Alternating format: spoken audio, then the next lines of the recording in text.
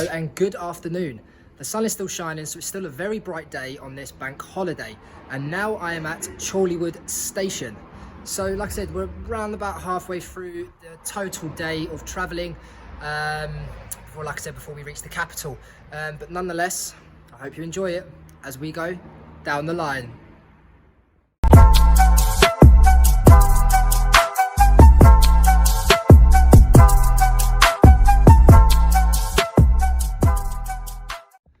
Right, so Chorleywood, of course, built by the Metropolitan Railway, again in 1889, and has gone back to the standard, how rude, has gone back to the standard two-platform formation.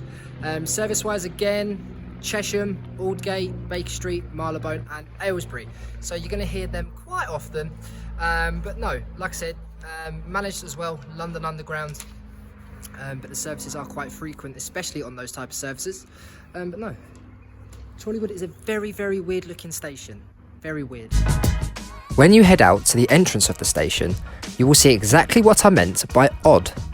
Although service-wise, it does have the same similarities of both Amersham and Chalfont and Latimer stations. Although you have to say, with a line like this, the similarities are easy to find. Right, so Chorleywood did open as that name, however, put a space between Chorley and Wood, and that's what you have. And from then it changed to Chorleywood and Chennies before going back to the original name in 1934. And then since then, it's gone to one word as Chorleywood. So quite a confusing variation of names. I wonder what the logic is behind all of that. To me, it makes no sense. But no, again, that's why we look at these stations. It's little characteristics, and that's what separates them individually. Station name changes have been a common feature since I departed from Amersham, and it really does confuse me as to what the rationale is behind it all.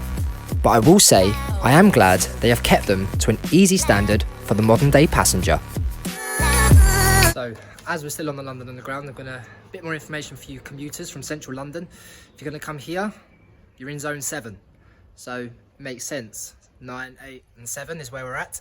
It's that Oyster card. Definitely make sure it's topped up, really do. But no, and also actually, this is one of 5 stations in Hertfordshire. So obviously there's this one, and then there's more out towards, like Hertford East, that sort of way out from Tottenham Hale.